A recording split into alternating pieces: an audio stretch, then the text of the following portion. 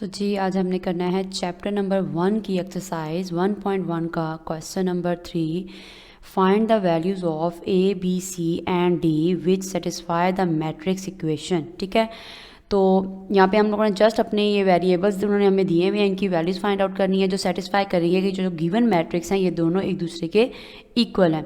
तो जैसे कि अब यहाँ पे दरमियान में इक्वल का साइन है, दैट मीन्स कि ये दोनों मैट्रिक्स एक दूसरे के इक्वल हैं। तो जब ये दोनों मैट्रिक्स एक दूसरे के इक्वल हैं तो तब इनकी जो अंदर एंट्रीज़ हैं ये भी एक दूसरे के इक्वल होंगी। तो जिस तरीके से यहाँ पे लिखा हुआ है a प्लस सी, तो वो किसके इक्वल हो जाएगा 0 के।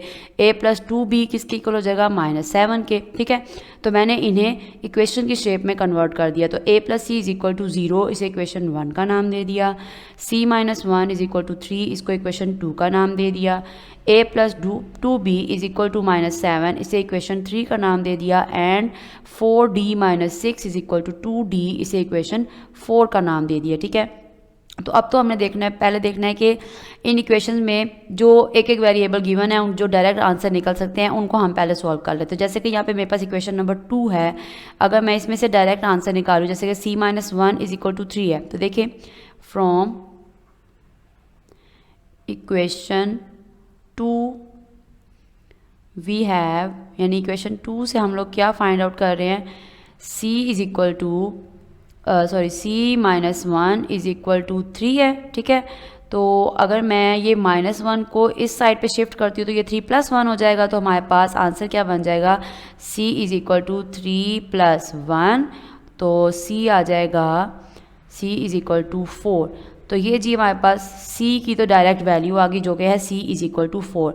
अब यहाँ पे इक्वेशन 4 देखें, इसमें d के अलावा और कोई वेरिएबल नहीं है, तो यानी हम इसमें से भी डायरेक्ट इसकी वैल्यू फाइंड आउट कर सकते हैं।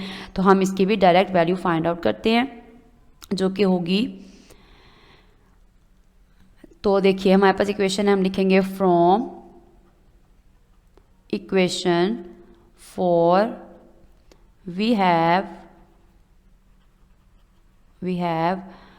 4d माइनस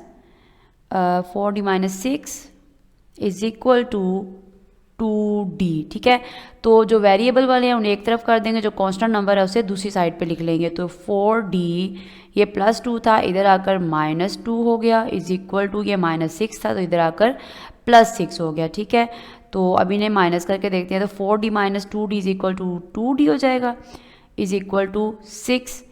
और अब हमें d की वैल्यू चाहिए ना, तो ये 2 हटाना होगा, तो 2 को हम दोनों साइड पर डिवाइड कर देंगे, तो हमारे पास d इज इक्वल टू 3 आ जाएगा।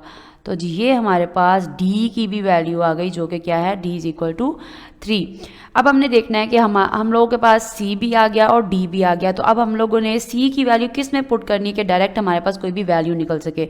तो अगर मैं c की वैल्यू को इक्वेशन 1 में पुट करती हूँ, तो देखिए put c is equal to, c हमारे पास आया था 4, c is equal to 4 in equation 1 we have, जब हमने c को इक्वेशन 1 में पुट किया तो हमारे पास क्या आंसर आएगा, वी हैव, तो इक्वेशन 1 है हमारे पास a प्लस 4 a प्लस, अच्छा a plus c is equal to है 0 है, तो c हमारे पास किसके इक्वल है, हमने c की जो वैल्यू आई थी उसकी मतलब c की जगह उसकी वैल्यू पुट कर देंगे, तो वो था हमारे पास 4 इज इक्वल टू 0, ऐसे ही आ जाएगा।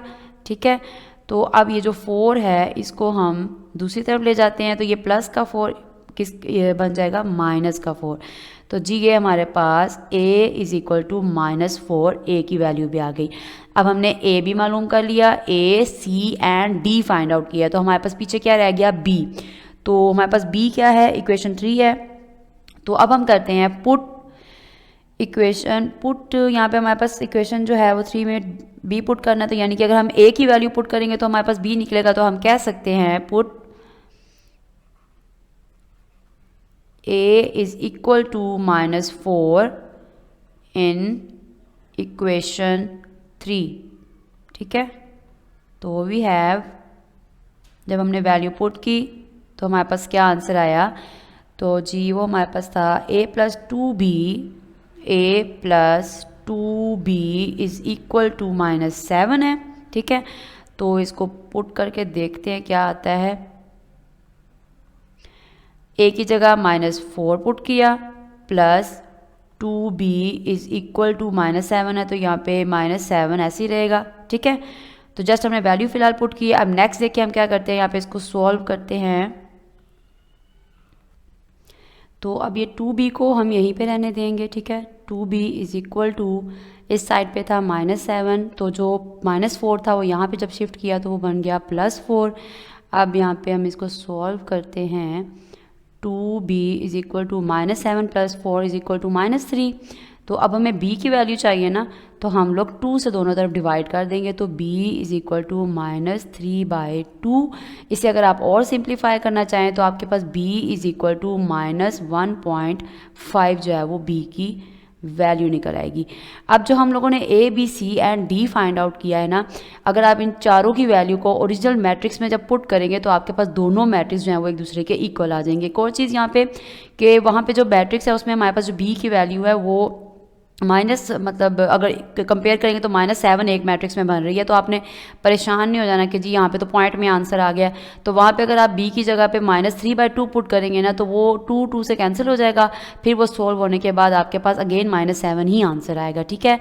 तो ये हमारा क्वेश्चन नंबर 3b सोल्व हो गया। ओके जी, अल्लाह हाफिज़।